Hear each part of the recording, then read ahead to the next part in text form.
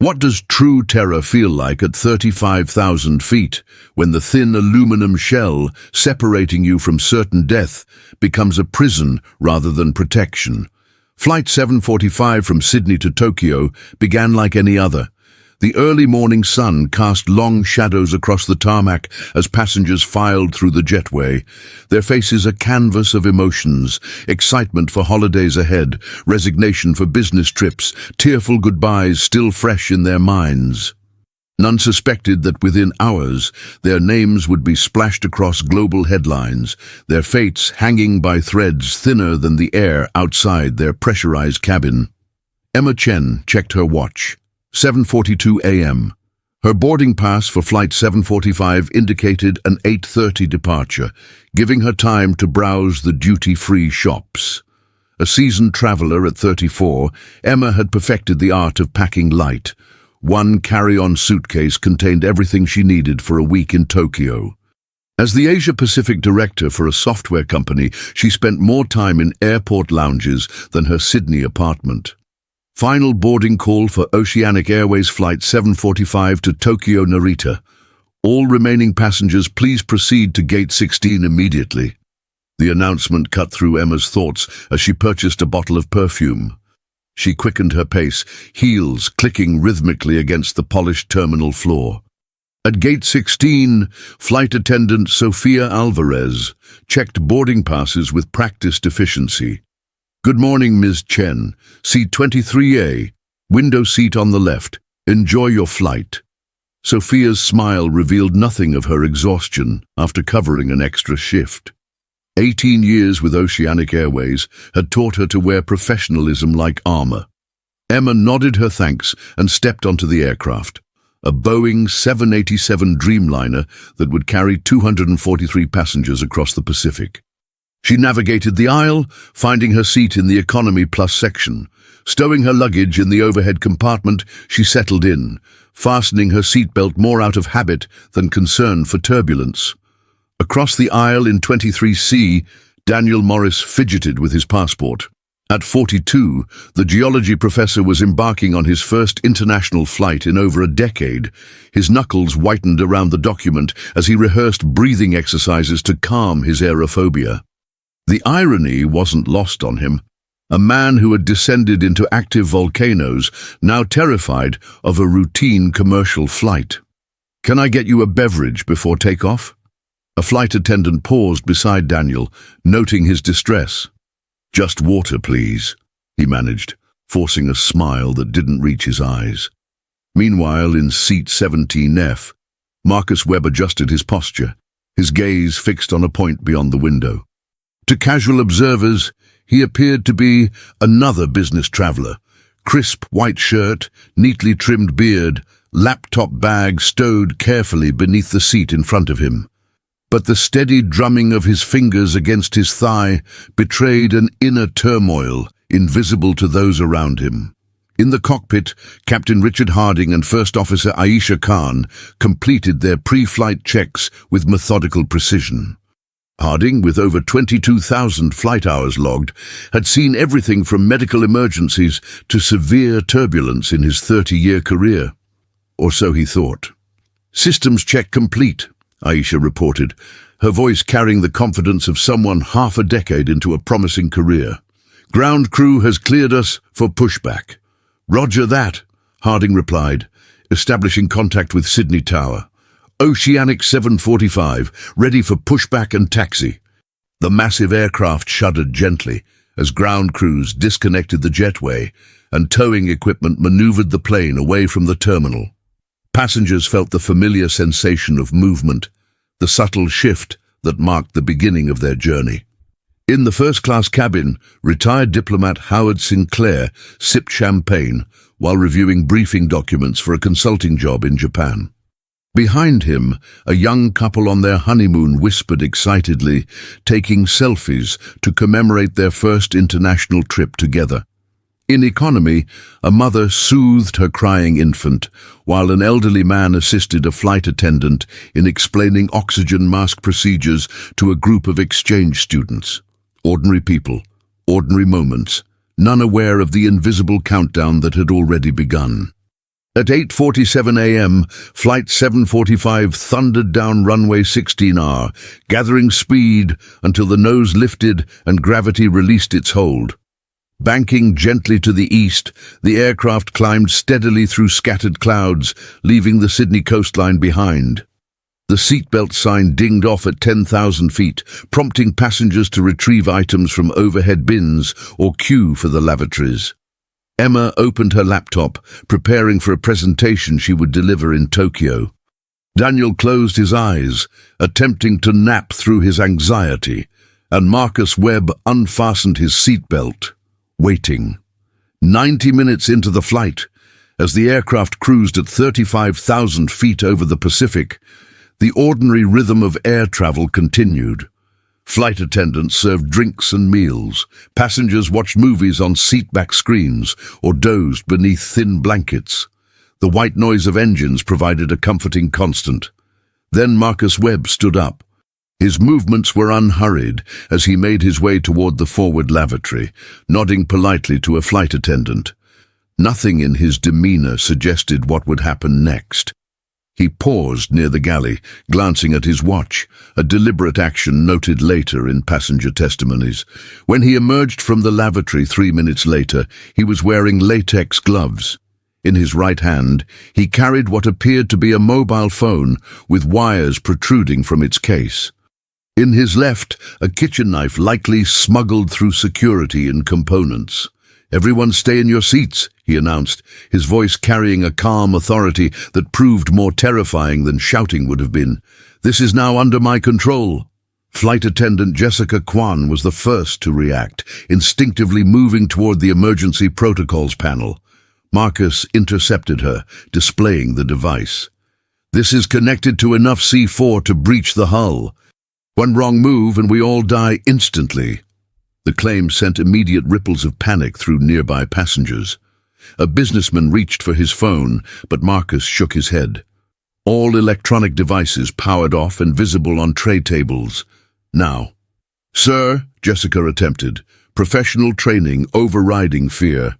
"Whatever you're concerned about, we can—" "Tell the captain I need access to the cockpit," Marcus interrupted. "You have 60 seconds before I demonstrate how serious I am." Jessica's eyes darted to the phone-like device, assessing the threat. "I'll inform the captain," she said, reaching for the intercom. Her fingers trembled slightly as she pressed the button. "Captain, we have a situation in the main cabin requiring immediate attention." The coded message alerted the flight deck to potential danger without escalating the situation. Inside the cockpit, Captain Harding and First Officer Khan exchanged glances. "Initiating security protocol," Harding said, activating the reinforced cockpit door lock and surveillance system implemented after previous hijacking incidents. On the small monitor, they could now see Marcus holding Jessica at knife point near the forward galley. "Sydney Center, this is Oceanic 745, Khan transmitted on a secure frequency. We have a code 7500, possible hijacking in progress. Maintaining current heading and altitude." The response was immediate. "Oceanic 745, Sydney Center copies code 7500, maintain radio contact. Military assets being scrambled, stand by for further instructions." In the cabin, Marcus had forced Jessica to knock on the cockpit door. "Tell them to open it, or passengers start dying," he instructed, pressing the knife against her ribs just hard enough to make his point. Jessica's voice wavered slightly. "Captain, he has a bomb and is threatening passengers." Inside the cockpit, Harding activated the intercom. "This is the captain speaking. Our protocols prevent opening the door during security threats. I suggest you work with us to resolve this situation peacefully." Marcus's expression hardened. "You have 5 minutes to reconsider before I kill a passenger. After that, one every 5 minutes until you comply." The words sent ice through Jessica's veins. She'd undergone training for hijacking scenarios, but the reality proved far more terrifying than simulations. "Sir, the cockpit is designed to remain secure even under duress. Hurting people won't change that." Marcus ignored her, addressing the passengers instead. Everyone move to the rear of the aircraft. Anyone who doesn't comply will be the first example. He gestured with the knife, causing several passengers to gasp or cry out. The shuffling movement began immediately, a slow, terrified migration as passengers unbuckled seatbelts and moved toward the back of the plane. Some helped elderly travelers or parents with children. Others moved in shocked silence, unable to process the sudden transformation of their routine flight into a nightmare. Emma Chen remained seated, her mind racing through options. As a teenager, she'd taken self-defense classes after an assault attempt. But those techniques assumed relatively equal footing, not confronting someone with both a knife and what might be an explosive device in a pressurized tube 7 miles above the ocean. "You too," Marcus said, noticing her stillness. Back of the plane. Emma met his gaze directly. "Why are you doing this?" The question seemed to catch him off guard, a momentary ripple across the placid surface of his control. "Insurance," he finally replied, the word making no immediate sense to Emma or the frightened passengers around her. Daniel Morris, the geology professor with aerophobia, found his terror transforming into something unexpected, a strange clarity. His academic mind began cataloguing details about the hijacker, approximately 5'11", right-handed based on knife grip, Australian accent, but with subtle inflections, suggesting time spent elsewhere, possibly North America. In the cockpit, Captain Harding maintained communication with air traffic control, while Khan monitored cabin surveillance.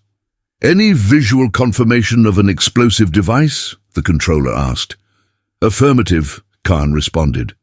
"Subject is holding what appears to be a modified mobile phone with external wiring. Cannot verify if it's a legitimate threat." "Understood. RAF fighters have been scrambled and will intercept in approximately 22 minutes. Japanese authorities have been notified." The mention of fighter jets brought Harding no comfort. If the hijacker truly had explosives, military intervention might only accelerate disaster. "Request secure channel to company security for negotiation assistance," he transmitted.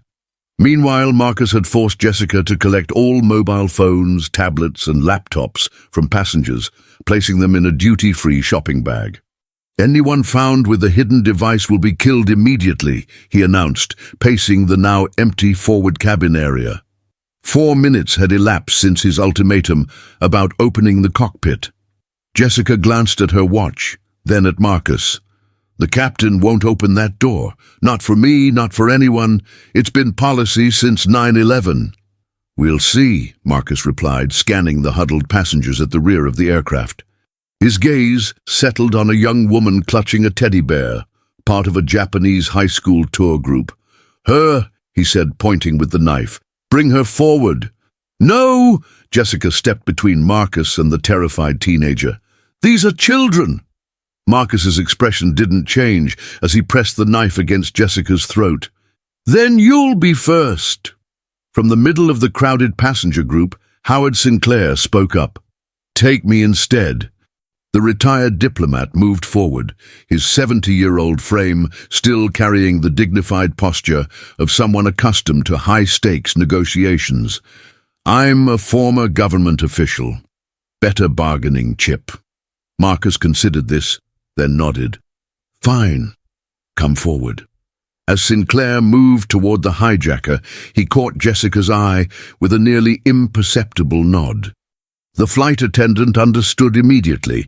He was buying time, creating distance between the weapon and the most vulnerable passengers.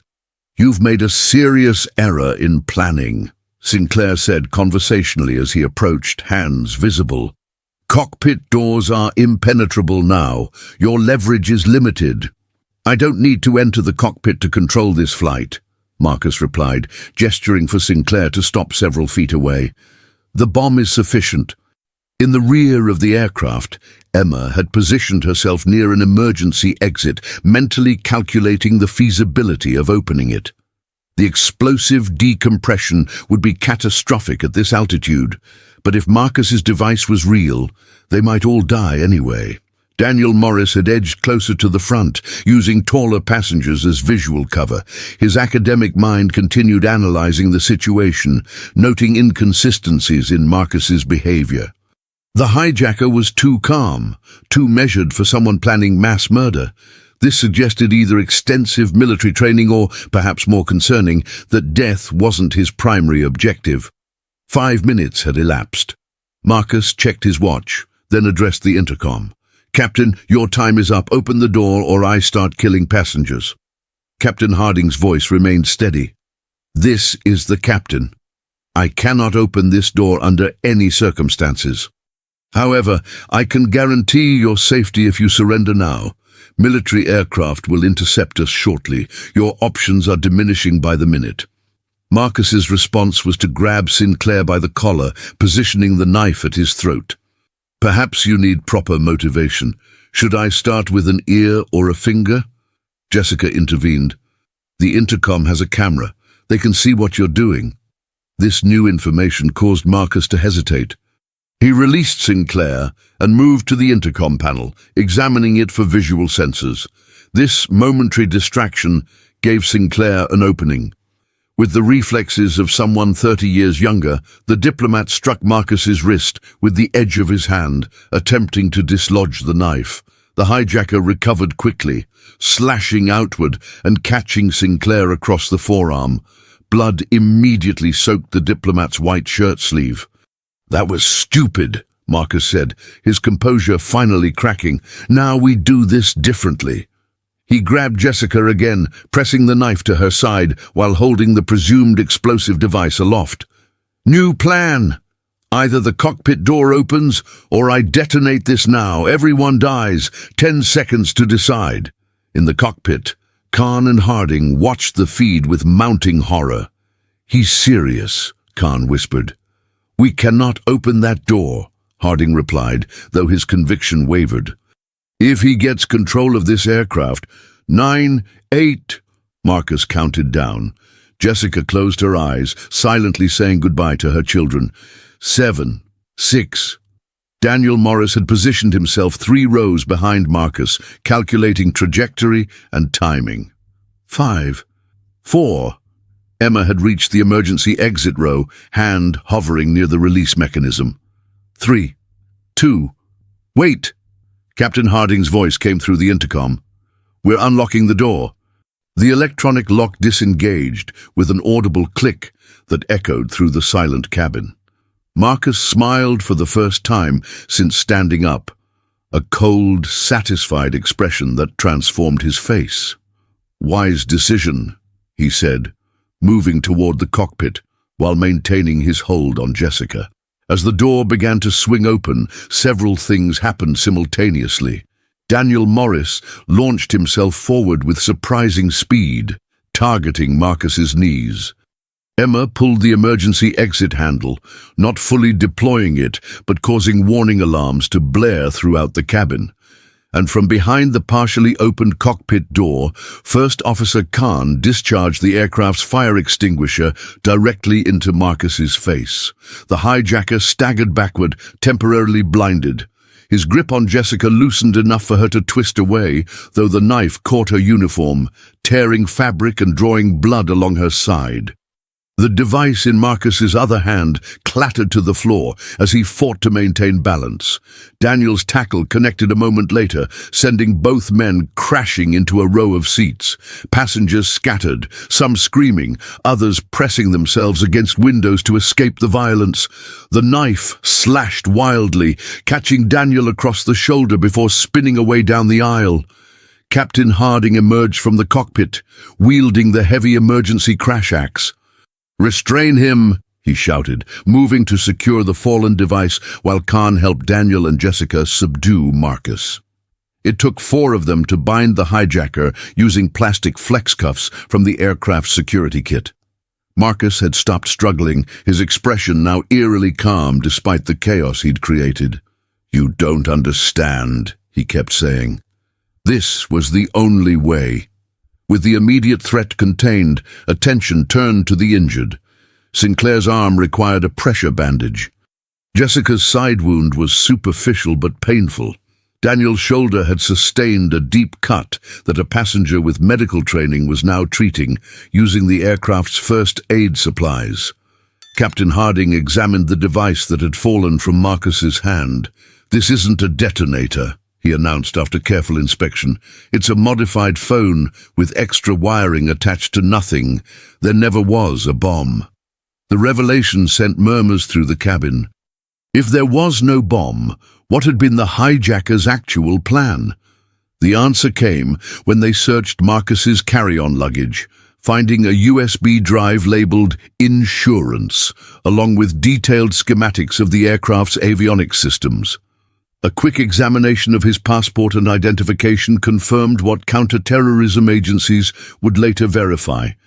Marcus Webb was actually Samuel Reeves, a former software engineer who had worked for the company that designed the 787 Dreamliner's flight management systems. He wasn't trying to crash the plane, First Officer Khan realized, reviewing the schematics. He was planning to override the navigation systems and fly it somewhere else. These are backdoor access codes. Captain Harding immediately ordered a full systems diagnostic while maintaining manual control of the aircraft. Sydney Center, Oceanic 745. Hijacker has been subdued and restrained. We have 3 injured passengers requiring medical attention upon landing. Request priority clearance to divert to Brisbane. With the crisis contained, the atmosphere aboard Flight 745 shifted from terror to a complex mixture of relief, shock, and lingering fear. Flight attendants moved through the cabin, providing water and reassurance to traumatized passengers. Many were weeping openly. Others sat in stunned silence, processing how close they had come to disaster. Emma Chen found herself comforting the Japanese students, her fluent language skills proving invaluable in explaining the situation. Daniel Morris, his shoulder bandaged, stared at his hands in disbelief. The same hands that had shaken with aerophobia hours earlier had somehow found the courage to tackle a hijacker. Howard Sinclair sat quietly, pressing a bandage to his arm while dictating a message into a flight attendant's company phone, activating protocols from his diplomatic days to ensure appropriate security would be waiting in Brisbane. 2 RAF FA-18 Super Hornets intercepted the flight 15 minutes later, flanking the 787 as it descended toward Brisbane Airport. Their presence, visible through passenger windows, provided both reassurance and a stark reminder of how serious the situation had become. Captain Harding's voice came over the intercom, steady and reassuring. "Ladies and gentlemen, this is your captain speaking. I want to commend you all for your courage during this ordeal. We're beginning our descent into Brisbane where medical personnel and authorities will be waiting. The danger has passed. I repeat, the danger has passed. Our aircraft is secure and under our control. Please follow crew instructions as we prepare for landing." As the announcement concluded, Jessica Kwan moved to check on Emma, who had emerged as an unofficial leader during the crisis. "You were ready to open that exit door, weren't you?" the flight attendant asked quietly. Emma nodded, the full weight of what she'd almost done hitting her. "If he detonated what I thought was a bomb, I figured explosive decompression might be better than waiting for impact. It was brave," Jessica said. "Reckless, but brave." "Not as brave as what you did," Emma replied, "or Professor Morris, or Mr. Sinclair." Jessica managed a small smile. "Turns out, ordinary people can do extraordinary things when necessary." The descent into Brisbane proceeded without incident. Emergency vehicles lined the runway, their lights flashing in the midday sun. After touchdown, the aircraft taxied directly to a remote area where stairs were positioned at both the forward and aft doors. Law enforcement officers boarded first, taking custody of Samuel Reeves. Medical personnel followed, attending to the injured. Only then, were passengers permitted to disembark, emerging into the Australian sunshine with expressions of profound relief. Many hugged the flight crew members positioned at the exit doors, words inadequate to express their gratitude. In the terminal, a dedicated area had been established for passenger processing and support. Counselors were available for those needing immediate assistance. Airline representatives distributed food, water, and information about accommodations and onward travel arrangements. Authorities conducted preliminary interviews, focusing first on those directly involved in subduing Reeves. Emma, Daniel, and Howard Sinclair found themselves seated together in a private room, providing statements to Australian Federal Police officers. "We'll need more comprehensive statements," the lead investigator explained, "but we've pieced together the basics." Reeves was formerly employed by Aerotech Systems, where he claimed to have discovered critical security vulnerabilities in commercial aircraft software. When his concerns were dismissed, he was eventually terminated. "So this was revenge?" Daniel asked, wincing as a medical technician cleaned his shoulder wound. "Partially," the investigator replied. "But according to his initial statements, he was attempting to prove his point, that he could gain control of an aircraft in flight using software backdoors he'd helped create. The insurance file contained documentation of these vulnerabilities, which he planned to release publicly if arrested." Emma shook her head. "He terrorized hundreds of people to prove a point about software security. His methods were inexcusable," the investigator agreed, "but unfortunately, our preliminary assessment suggests his technical claims may have merit. That USB drive is already with cybersecurity experts." Howard Sinclair, whose diplomatic experience gave him unique perspective, spoke thoughtfully. "Fear of not being heard can drive people to desperate measures. Not that it justifies his actions, but I've seen similar patterns in geopolitical conflicts." As the interview concluded, the three passengers, strangers before Flight 745, but now connected by extraordinary circumstances, exchanged contact information. "Trauma creates bonds," Daniel observed, his academic mind still functioning despite exhaustion. "We'll probably be experiencing symptoms of PTSD in the coming weeks. Staying in touch might help." Outside, the Brisbane evening was settling in, stars appearing in a clear sky. Emma stepped away from the terminal building, needing fresh air and a moment of solitude to process everything. Her phone, returned by authorities, showed dozens of missed calls and messages. News of the hijacking had spread globally.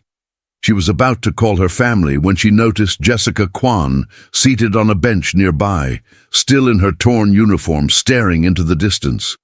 "Mind if I join you?" Emma asked.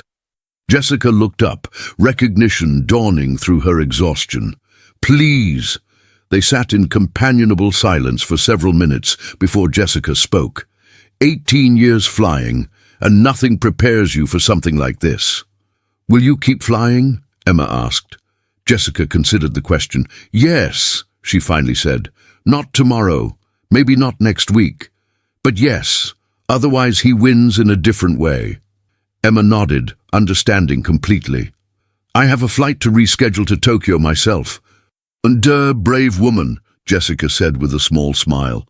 "No braver than you," Emma replied, echoing their earlier exchange. As they talked, other passengers and crew members gradually joined them, drawn together by shared experience. Daniel arrived with coffee for everyone. Howard Sinclair appeared with his arm properly bandaged. Captain Harding and First Officer Khan, finally released from debriefing, completed the circle. They spoke little at first, the simple act of gathering sufficient. Then stories emerged, not just of the hijacking, but of lives before boarding Flight 745, the professor's volcanology research, the diplomat's peacekeeping missions, the pilot's first solo flight. Ordinary moments from lives temporarily united by extraordinary circumstances. In the terminal behind them, investigators continued piecing together the full story of Samuel Reeves. His grievances, his planning, his failures. In the days ahead, aviation security protocols worldwide would be reassessed.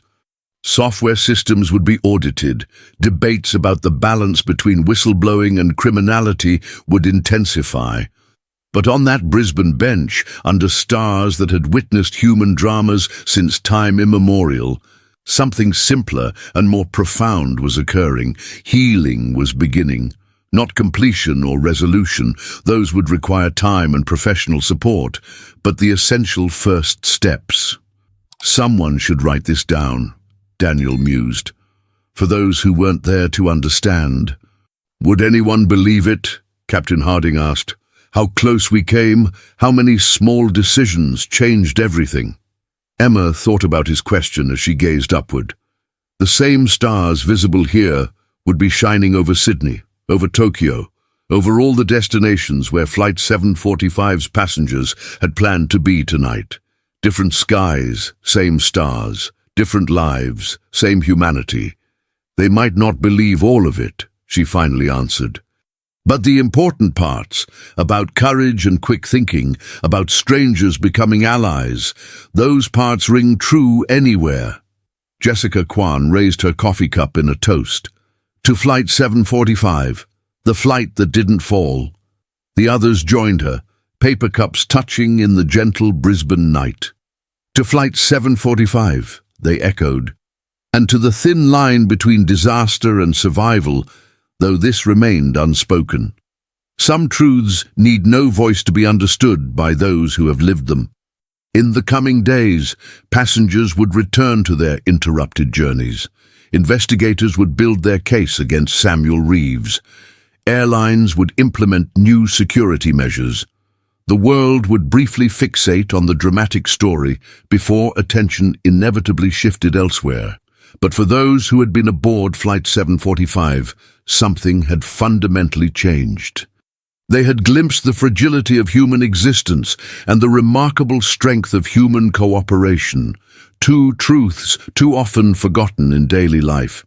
As the impromptu gathering dispersed, Emma checked the time. 11:23 p.m.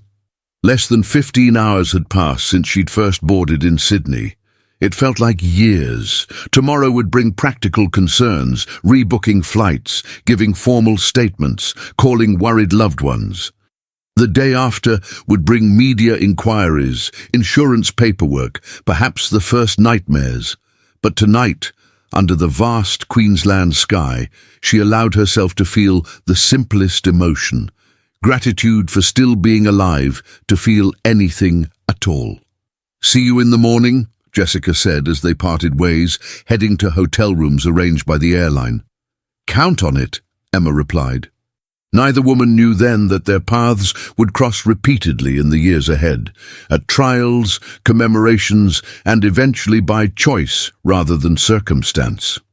That Flight 745 would become not just an aviation incident, but a turning point in aviation security. That their actions would be studied in training programs for flight crews worldwide.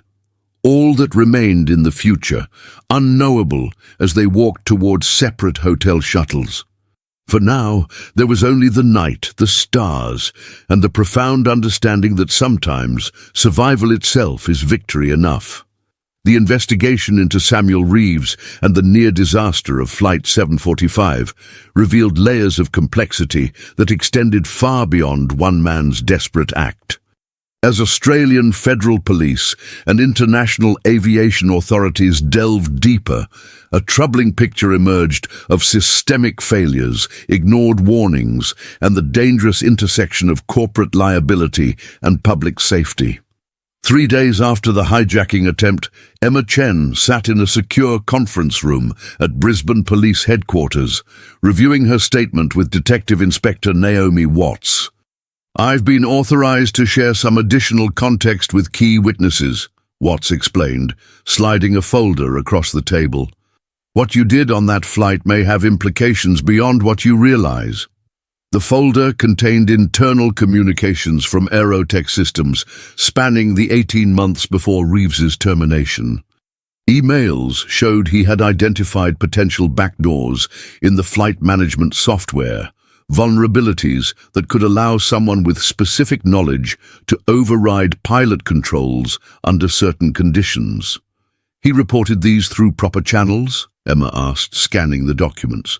Multiple times, Watts confirmed. Each report was acknowledged, marked for future review, then effectively buried. When he escalated his concerns, he was first reassigned, then marginalized, and finally let go during a restructuring that affected only his department. So he decided to prove his point by becoming the threat he warned about, Emma concluded. Twisted logic, but I almost understand the desperation. Watts nodded grimly. We're seeing this pattern increasingly with technical whistleblowers. When normal channels fail, some choose destructive demonstrations. His methods were inexcusable, but the vulnerabilities he identified are real. 3 independent security teams have now verified them. Across town, Daniel Morris was undergoing physical therapy for his shoulder injury when his phone buzzed with a message from Howard Sinclair. Meeting tonight, Crown Hotel, 8 p.m. Bring Chen if possible, important developments. But the Crown Hotel's executive suite had been arranged by Sinclair, whose diplomatic connections apparently extended to 5-star accommodations.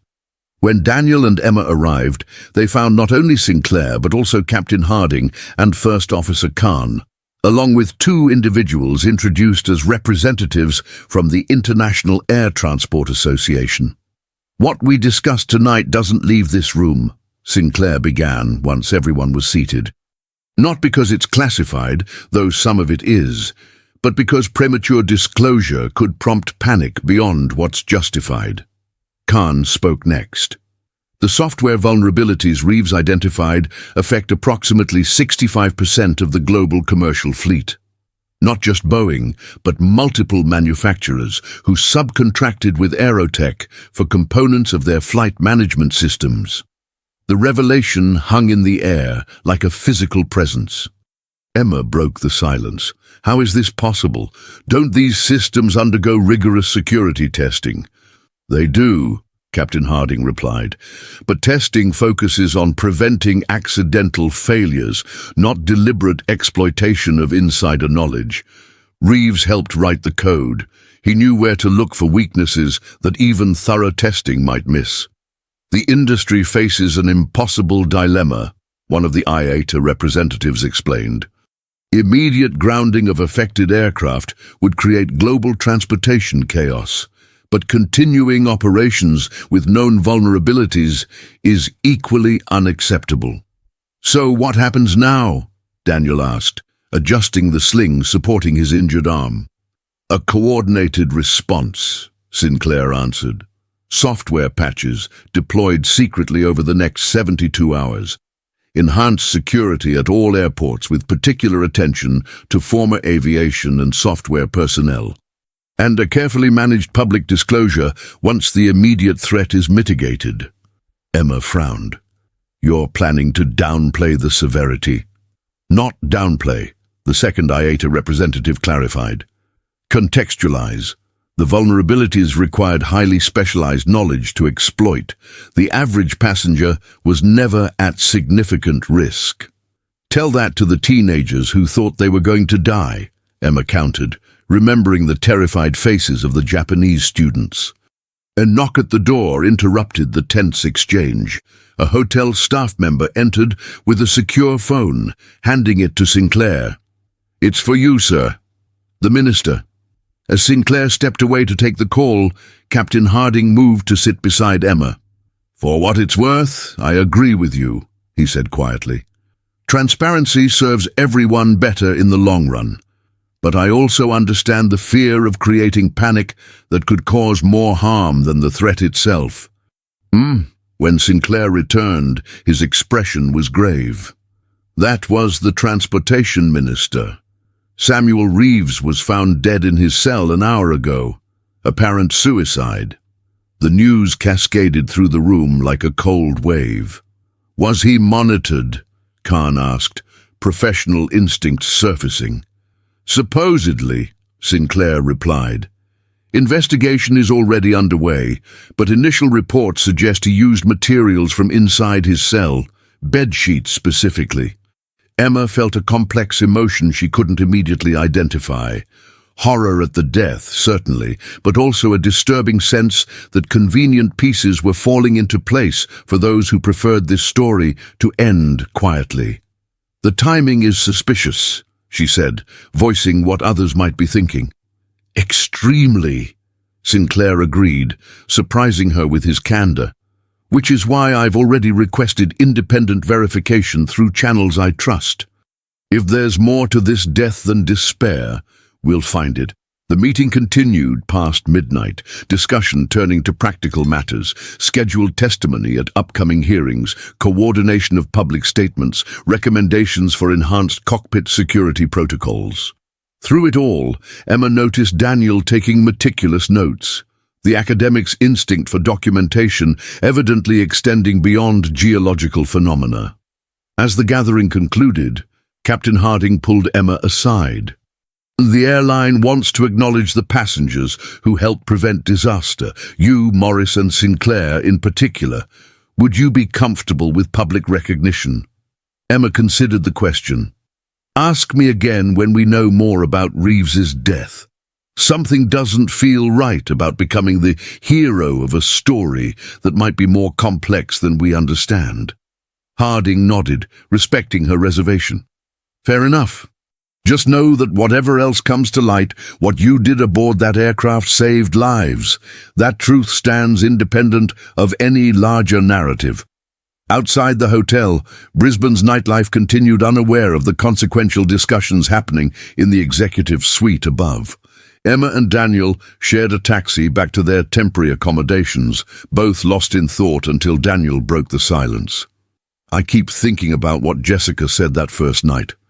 About how ordinary people can do extraordinary things when necessary." "What about it?" Emma asked. "I'm wondering if the opposite is also true. If extraordinary circumstances can reveal the ordinary failings we'd rather not acknowledge. Corporate negligence, institutional self-protection, the sacrificing of individuals to preserve systems." Emma gazed out the taxi window at passing streetlights. Maybe both are true simultaneously. Maybe that's what makes these situations so complicated. The following morning brought fresh developments. News of Reeves's death had reached media outlets, prompting speculation and demands for transparency.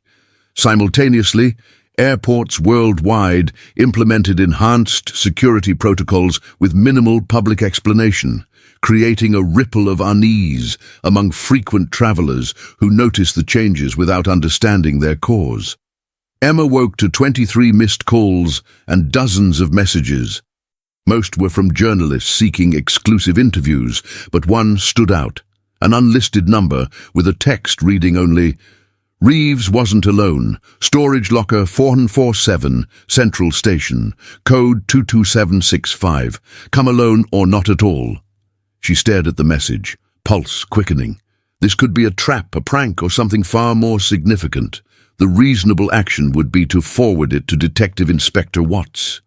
Instead, Emma found herself dressing quickly, driven by an instinct she couldn't entirely explain. Brisbane's Central Station buzzed with morning commuters as Emma located the bank of storage lockers in the Western Concourse.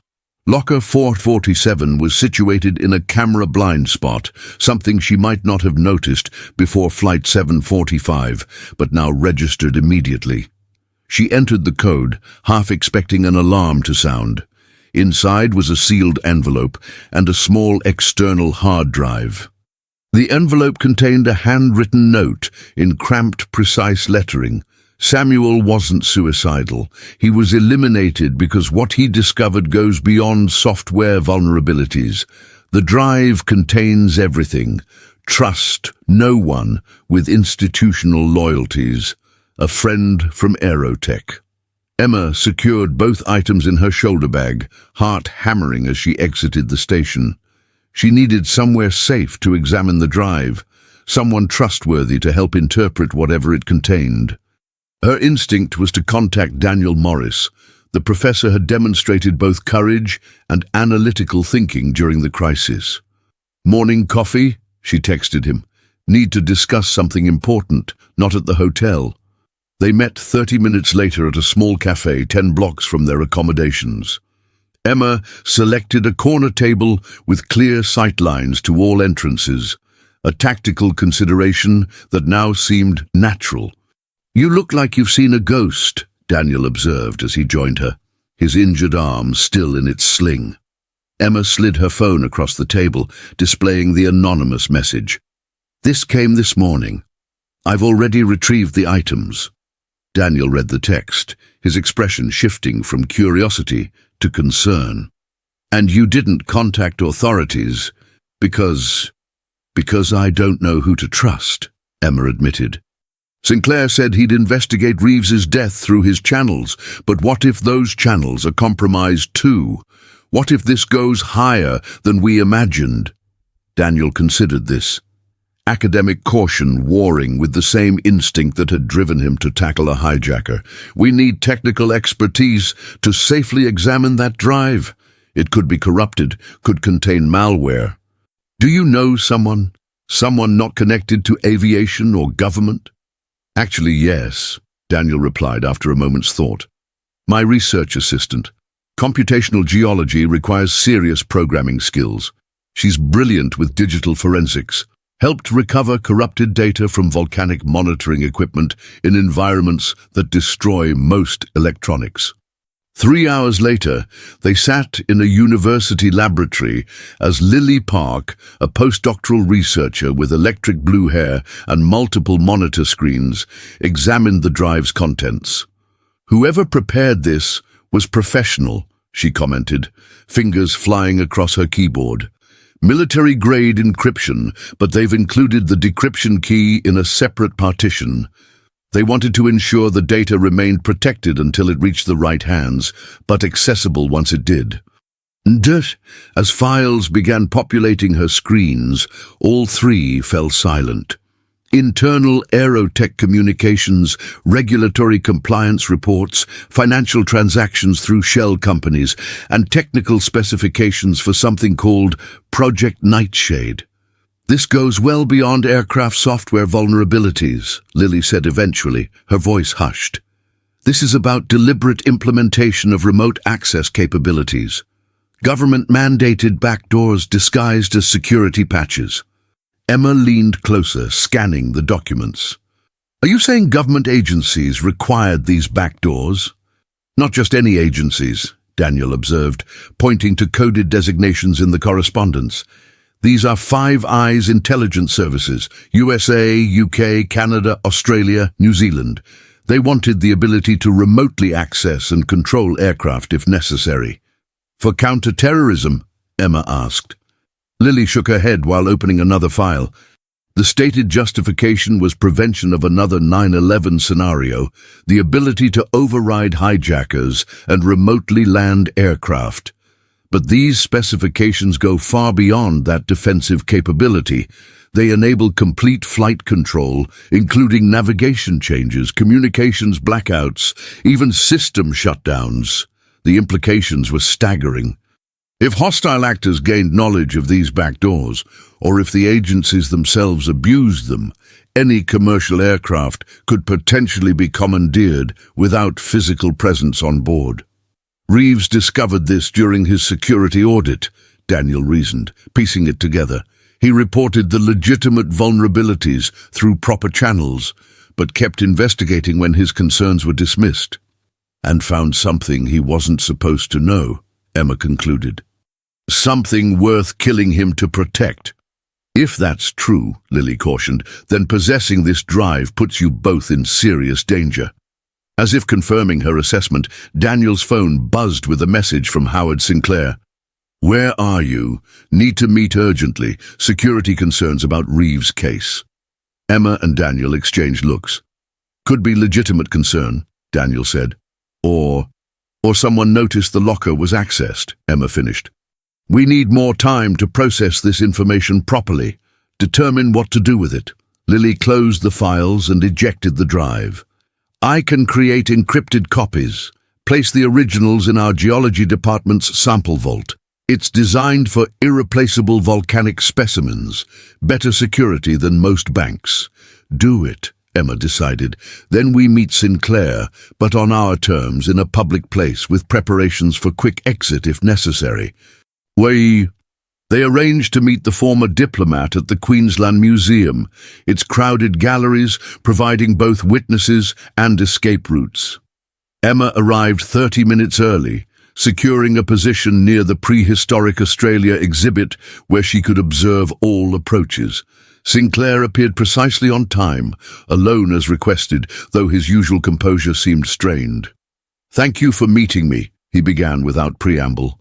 "Reeves's death has been officially ruled suicide, but my contacts report irregularities in the autopsy findings." "What kind of irregularities?" Daniel asked, studying the older man's body language for signs of deception. "Microscopic needle puncture at the base of the skull, partially obscured by post-mortem bruising. Trace compounds in tissue samples consistent with paralytic agents. In short, professional assassination disguised as suicide." Emma maintained a neutral expression, despite her racing thoughts. "Any indication of who might be responsible?" "That's where matters become complicated," Sinclair replied. "The pathologist who identified these anomalies has been reassigned. The tissue samples have disappeared from evidence storage. My most reliable contact in intelligence circles warns that this case now carries designation ultraviolet, reserved for matters of extreme national security sensitivity." Daniel leaned forward. "Are you familiar with something called Project Nightshade?" The question landed like a physical blow. Sinclair's composure cracked completely, color draining from his face. "Where did you hear that name?" he whispered, eyes darting to nearby museum visitors as if assessing threats. "Then it's real," Emma concluded. Sinclair gripped the edge of the bench they shared. "If you know about Nightshade, you're already in the crosshairs. We can't have this conversation here." He scribbled an address on a museum brochure. "My secure facility. 1 hour, come alone, and ensure you're not followed." As he rose to leave, Emma caught his sleeve. "Why should we trust you?" The diplomat's expression softened momentarily. "Because on flight 745, I offered myself in place of a child. Judge my character by that action, if nothing else." After Sinclair departed, Emma and Daniel debated their next move in hushed tones beside a towering dinosaur skeleton. "Could be leading us into a trap," Daniel pointed out. "Or offering genuine help," Emma countered. His reaction to Nightshade seemed authentically shocked. If he were part of a cover-up, wouldn't he have maintained better composure? Unless he's an exceptional actor. He was a diplomat, after all. Emma weighed the possibilities. "We need allies, Daniel. Someone with connections and experience navigating these waters. If Sinclair wanted us eliminated, he could have arranged it already. So we go?" "We go, but with precautions." The address led to an unassuming office building in Brisbane's financial district. Sinclair greeted them in a conference room equipped with signal jammers and other counter-surveillance technology. "I apologize for the cloak and dagger approach," he began, "but Nightshade is among the most closely guarded intelligence programs in existence. My knowledge is peripheral, rumors mostly, from my diplomatic days when certain aviation security protocols required ministerial notification." "We have more than rumors," Emma replied, producing a tablet containing copies of the files Lily had secured. "We have documentation." Sinclair examined the materials with increasing alarm. "This confirms what many suspected but couldn't prove. After 9/11, intelligence agencies worldwide sought technological solutions to prevent aircraft-based attacks. Remote override capabilities seemed logical until they realized such systems created new vulnerabilities, potentially worse than those they aimed to prevent. "So why implement them?" Daniel asked. "Because power, once conceived, is rarely abandoned," Sinclair said heavily. "Instead of scrapping the program, they compartmentalized it. Aerotech was just one contractor. Multiple companies implemented different components. none possessing complete understanding of the system they were building. Like the Manhattan Project, Daniel observed, scientists working on isolated pieces without grasping the whole. Precisely. But Reeves was exceptional, capable of seeing patterns across systems others treated as separate. He reconstructed the complete architecture, recognized its implications, and became a threat. Emma processed this information. The hijacking attempt was never about software vulnerabilities or personal vindication. He was trying to expose Nightshade. A spectacularly misguided approach, Sinclair acknowledged, but perhaps he felt desperate after conventional whistleblowing channels failed. The question now is what you intend to do with this information. It was the question Emma had been asking herself since retrieving the storage locker contents. Public disclosure seems obvious, but would likely result in your immediate discrediting or worse, Sinclair interrupted, and could potentially trigger exploitation of these backdoors by hostile actors before they're closed. Remember, the vulnerabilities are still present in aircraft worldwide. So we do nothing? Daniel challenged. Allow governments to maintain secret control over civilian aircraft? Not nothing, Sinclair corrected. Strategic disclosure to the right people. I still have contacts in oversight positions, people with the authority to demand accountability without creating public panic or security disasters. Emma wasn't entirely convinced. And we trust these contacts implicitly? Trust, but verify, Sinclair replied. We provide limited information initially, assess reactions, escalate methodically. Meanwhile, you both maintain plausible deniability. Continue cooperating with the official investigation, make no waves publicly. As they discussed strategy, Emma's phone rang. Jessica Kwan, the flight attendant from 745. Emma? Thank God you answered. Something's happening. Oceanic Airways just grounded all 787s and A350s for unscheduled maintenance. Captain Harding tried to contact me, but his call cut off mid-sentence. Then 2 men came to my hotel asking questions about you and Professor Morris. Emma put the phone on speaker. What kind of men, Jessica? Government types, Australian Federal Police credentials, but something felt off. They were too interested in whether you'd mentioned finding anything aboard the aircraft, or if Reeves had given you anything during the hijacking. Sinclair leaned forward. Miss Kwan, this is Howard Sinclair. Did these men leave cards or contact information?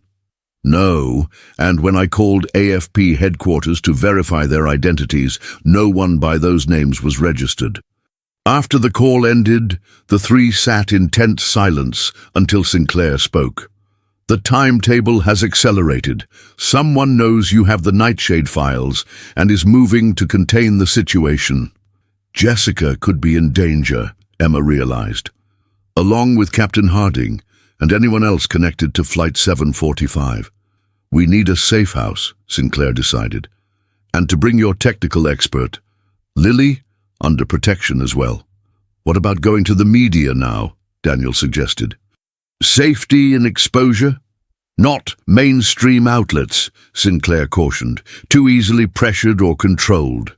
We need journalists with both integrity and independent protection, preferably offshore.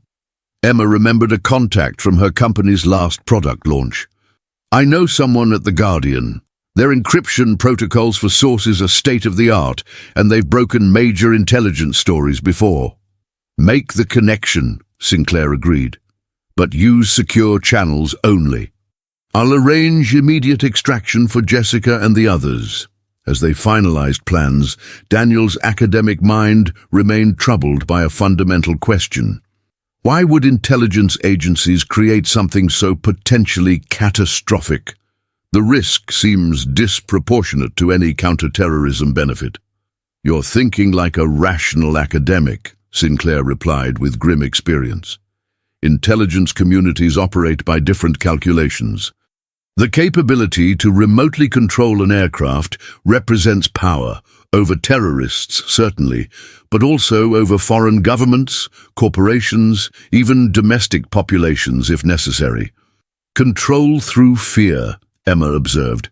If people knew their flights could be commandeered remotely, air travel would collapse overnight, Sinclair confirmed.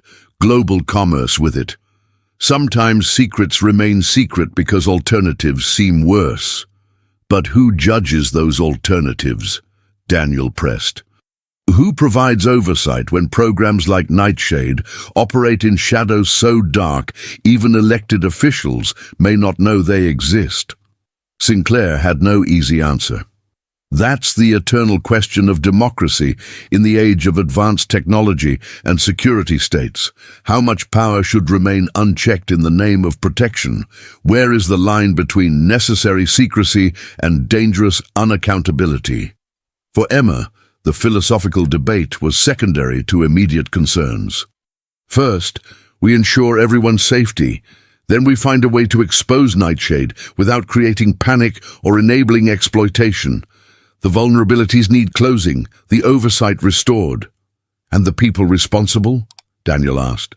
Justice comes later, Emma replied, her voice hardening, after we ensure no more aircraft are placed at risk. The next 48 hours unfolded with dizzying intensity.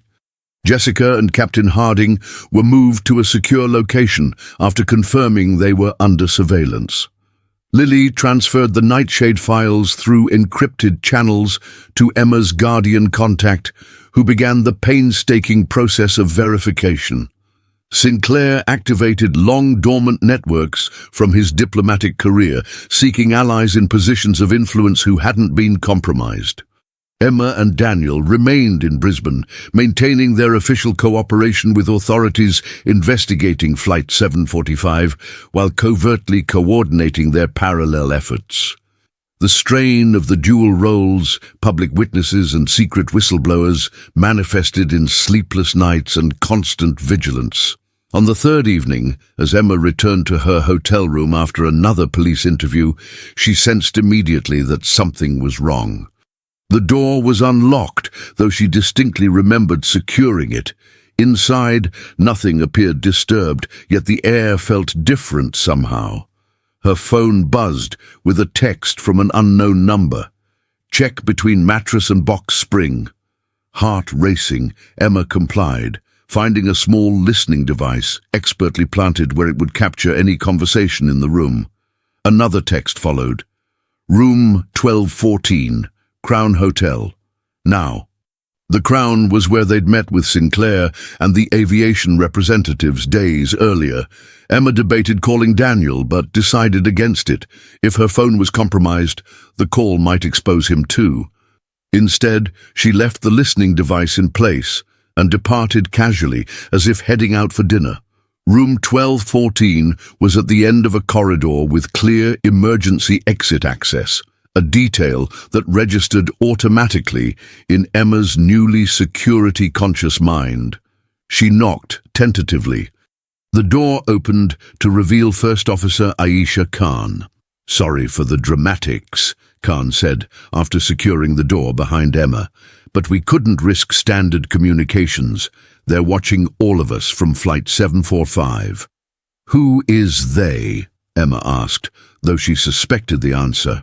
"Joint Intelligence Task Force," Khan replied, "established after Reeves's death. They're systematically monitoring everyone connected to the hijacking: crew, passengers, investigators." "Now, how do you know this?" Khan hesitated before continuing. "Because my brother works in signals intelligence. He warned me yesterday that my name appeared on a surveillance authorization with national security priority. Yours too. And Morris, Sinclair, Harding, everyone directly involved in subduing Reeves." Emma absorbed this information. "So they know we have the Nightshade files." "They suspect," Khan corrected. "If they knew for certain, we wouldn't be having this conversation. We'd be in custody under specialized terror provisions that allow detention without charges." A chilling thought. "What's your stake in this, Aisha? Why risk your career to warn me?" The pilot's expression hardened. "Because I fly these aircraft. Because I'm responsible for hundreds of lives every time I take the controls. The idea that someone else could override those controls without my knowledge. She shook her head fiercely.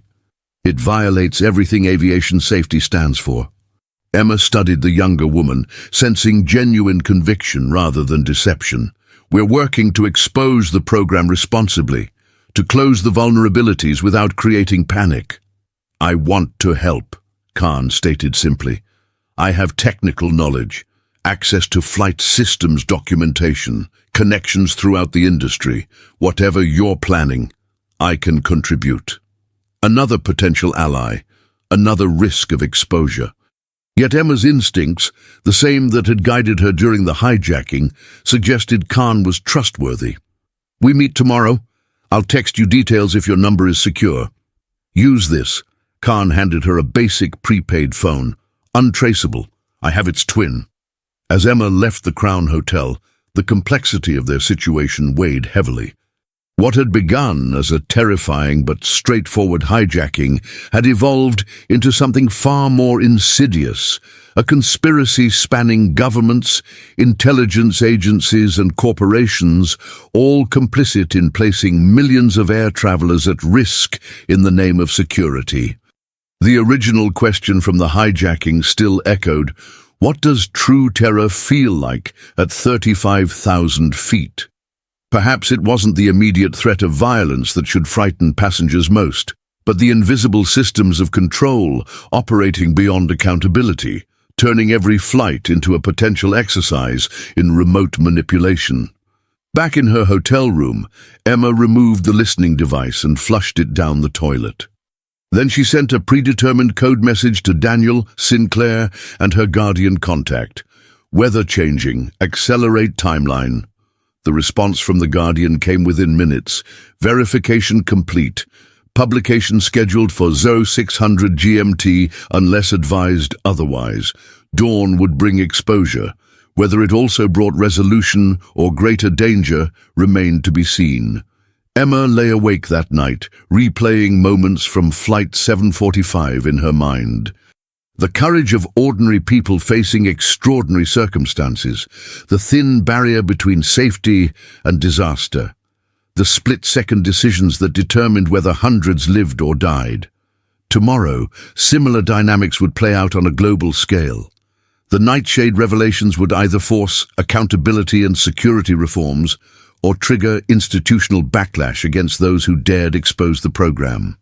Either way, air travel would never be quite the same for those who understood what had been possible, what might still be possible if the systems weren't properly secured. As first light appeared through her hotel window, Emma received confirmation that Jessica, Captain Harding, and Lily had all been moved to secure locations outside Australian jurisdiction. Sinclair had arranged diplomatic protection through old contacts, ensuring they couldn't be detained without due process. At precisely 6:00 a.m. Greenwich Mean Time, The Guardian published its explosive investigation. Nightshade, the secret program allowing intelligence agencies to remotely control civilian aircraft. Accompanying the article were redacted but still damning documents from the Nightshade files, technical analyses from independent aviation experts, and statements from anonymous whistleblowers within affected agencies. The story spread globally within hours, despite frantic attempts by multiple governments to contain it. Emergency sessions of Parliament and congressional hearings were announced. Airline stocks plummeted. Aviation authorities worldwide issued contradictory statements, some denying the program's existence, others acknowledging security protocols without specifics, a few promising immediate investigation. In Brisbane, Emma watched the unfolding reactions with Daniel, Khan and Sinclair in a secure location the former diplomat had arranged. News channels displayed chaotic scenes at airports as passengers demanded answers. Technical experts debated implications on panel shows. Government spokespeople issued carefully worded statements, neither confirming nor denying specific allegations. Phase 1 complete, Sinclair observed grimly. Now comes the harder part, ensuring actual reform rather than theatrical investigations that change nothing. Khan's phone buzzed with industry alerts. All 787s and A350s worldwide have been grounded pending security audits. Other models are being evaluated for similar vulnerabilities. They'll try to frame this as irresponsible disclosure, Daniel predicted, claim we've aided terrorists by exposing vulnerabilities. Which is why our next steps are critical, Emma replied. We need to demonstrate that our concern was always passenger safety, not damaging intelligence capabilities. We offer solutions alongside exposure. Sinclair nodded approvingly. Precisely why I contacted these individuals. He gestured toward his laptop screen, where a secure video conference showed 5 serious faces, former intelligence officials, aviation security experts, and oversight specialists who had agreed to form an independent commission for nightshade remediation. Each person here has the expertise and credibility to evaluate both the security implications and the technical fixes, Sinclair explained. Most importantly, all have established records of ethical oversight and accountability advocacy. As the day progressed, developments accelerated. The Australian government issued warrants for questioning Emma, Daniel and Sinclair, not arrest warrants yet, but a concerning escalation. Simultaneously, parliamentary leaders in multiple countries demanded classified briefings on Nightshade, refusing to accept denials of its existence. By evening, The Guardian had published a follow-up piece featuring technical recommendations from the Independent Commission, specific steps to close back doors while maintaining legitimate security features. This constructive approach shifted the narrative, making it harder to dismiss the whistleblowers as reckless endangerers of public safety. They're still coming for us, Emma noted, as reports indicated Australian Federal Police were searching their previous hotel rooms. Exposure hasn't guaranteed safety. It never does, Sinclair replied with the weariness of experience. But it's changed the calculation. Detaining you now would confirm the revelations and suggest retaliation against whistleblowers rather than addressing the substantive issues. Khan, monitoring aviation channels, reported another significant development. Multiple airlines are announcing independent security audits of all flight systems, regardless of government positions. They're refusing to fly aircraft until third-party verification confirms no unauthorized access capabilities. Market forces at work, Daniel observed. No one will board planes they believe can be hijacked remotely. As night fell in Australia, events continued unfolding globally. US. Congressional leaders issued subpoenas for intelligence officials. European aviation authorities announced comprehensive security reviews. Japanese airlines suspended all flights pending technical validation of aircraft integrity. For those who had experienced Flight 745 firsthand, the worldwide turmoil evoked complex emotions. They had survived one crisis only to initiate another, though this one potentially prevented countless future disasters. No regrets? Daniel asked Emma as they watched continuing coverage. She considered the question carefully. None about exposure, some about method. If we'd had more time to prepare, perhaps the disruption could have been minimized. Disruption was inevitable, Sinclair interjected. Systems built on dangerous secrets eventually collapse under their own contradictions. Khan, who had been relatively quiet, suddenly straightened. Breaking news. The U.S. Transportation Secretary is making an emergency announcement. They watched as the Secretary appeared on screen, flanked by aviation officials and intelligence representatives. Her statement was carefully measured but unprecedented. After reviewing concerning allegations regarding aircraft control systems, I have directed immediate security evaluations of all commercial aircraft in U.S. airspace. Preliminary findings indicate potential vulnerabilities that are being addressed through emergency software updates. I want to assure the American people that air travel remains the safest form of transportation, and these proactive measures will ensure it stays that way. No direct acknowledgement of nightshade, no admission of government-mandated back doors. But the subtext was clear to those who understood the situation. This represented the beginning of official remediation. "They're closing the back doors while saving face," Sinclair translated. "Classic damage control." "Is it enough?" Emma wondered aloud. "It's a start," Khan replied. "The technical fixes matter more than public admissions at this stage." As midnight approached, Emma received a secure message from her Guardian contact. Australian warrants rescinded. US whistleblower protections being arranged through Congressional Oversight Committee. Safe return possible within 72 hours under negotiated terms. The immediate danger was passing. The broader battle for aviation security and intelligence accountability had only begun, but its terms were shifting favorably. 3 days later, Emma, Daniel, Sinclair, Khan, and other key figures from Flight 745 gathered in a Washington, D.C. conference room. Present were members of congressional oversight committees, aviation safety officials, and selected journalists operating under strict confidentiality agreements. What transpired was neither a traditional hearing nor a press conference, but something unique. A structured dialogue between those who had exposed Nightshade and those responsible for ensuring such programs never again operated without proper controls. Emma spoke first, recounting the events of Flight 745 and the subsequent discovery of Nightshade. She emphasized throughout that their actions were motivated by passenger safety rather than anti-government sentiment. "We recognize legitimate security concerns in an age of asymmetric threats," she concluded, "but solutions that create potentially catastrophic vulnerabilities while operating without meaningful oversight ultimately make us less safe, not more."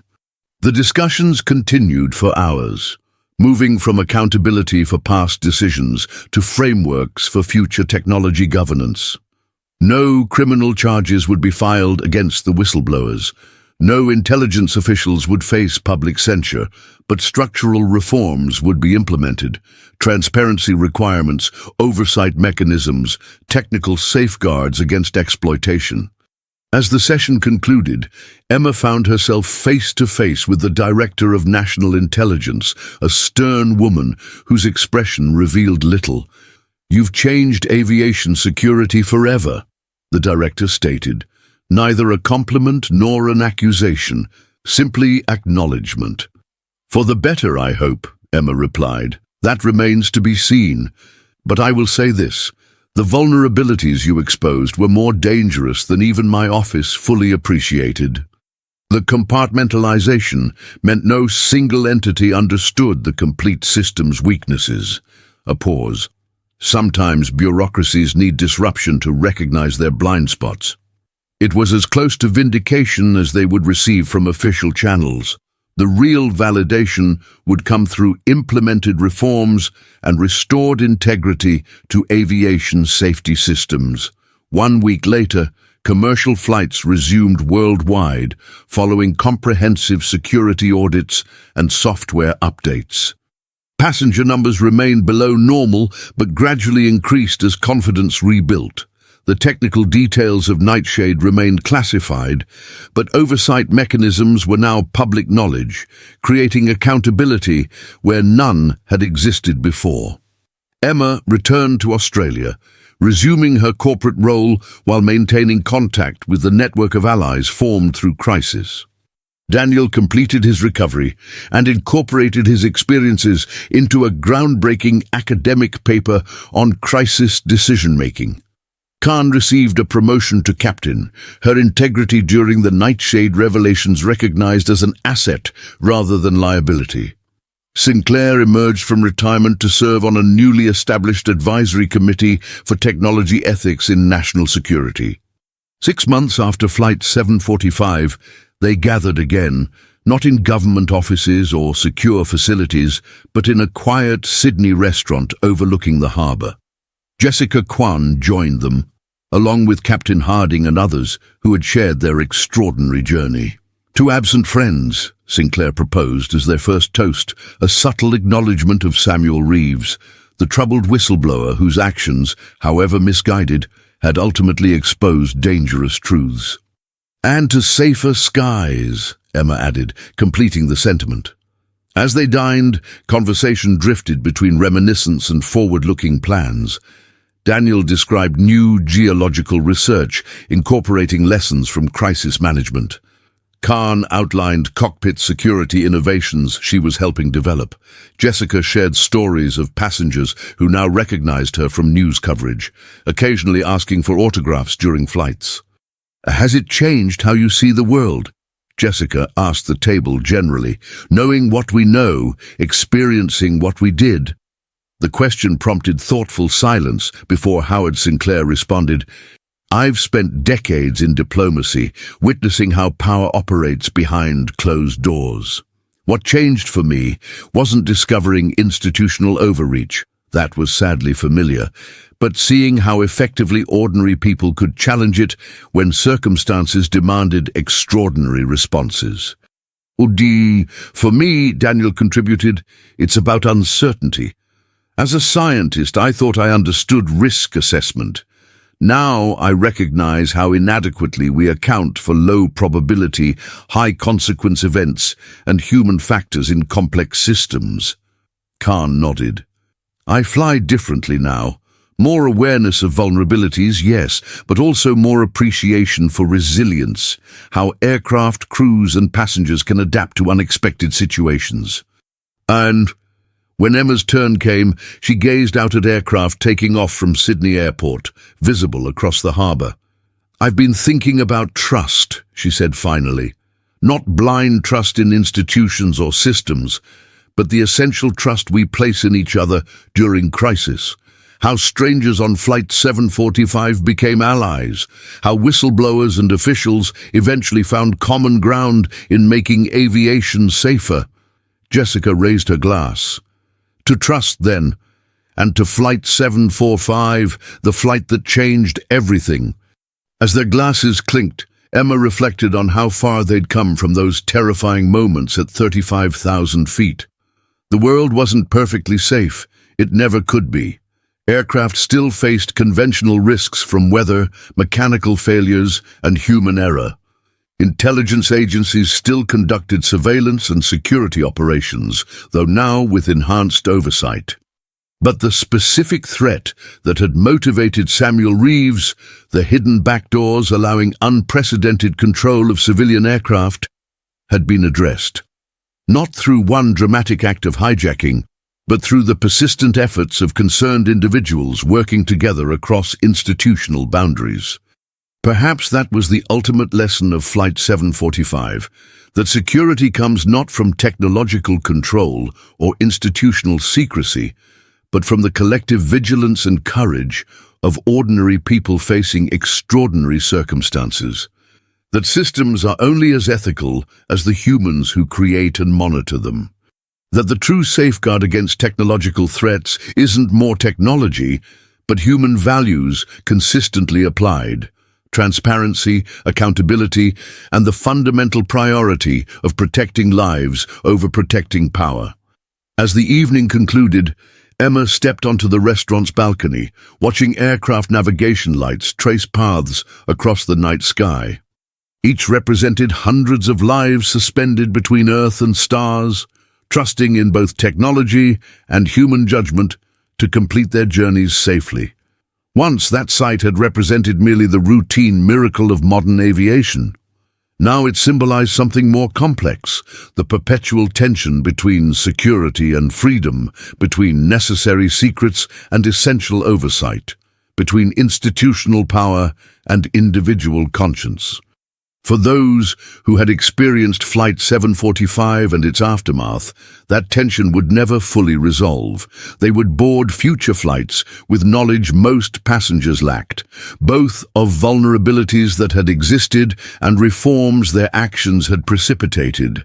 They would watch the sky with different eyes, attuned to both its perils and its possibilities.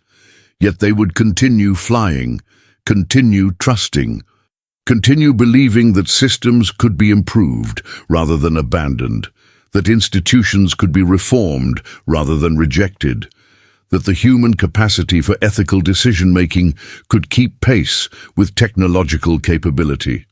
Because that was the other lesson of Flight 745, that progress comes not through fear, but through facing fear with clarity and purpose, not through avoiding difficult truths, but through confronting them responsibly, not through individual heroics alone, but through collective commitment to values transcending any single crisis or institution.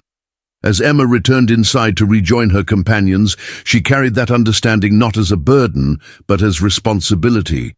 To remain vigilant without becoming cynical, to value security without sacrificing liberty, to recognize danger without surrendering to fear. Above all, to remember that true safety comes not from controlling every variable, but from building systems resilient enough to withstand the unexpected, whether mechanical failures, human errors, or the unintended consequences of security measures themselves. In that spirit she raised one final toast, to remembering and moving forward, to lessons learned and wisdom applied, to courage in crisis and vigilance in calm. To Flight 745, they responded in unison. And to all flights that would follow, safer for what they had discovered and disclosed. If you've made it to the end of this thrilling journey from 35,000 feet, we'd love to keep you updated with more stories that explore the complex intersection of technology, security, and human courage.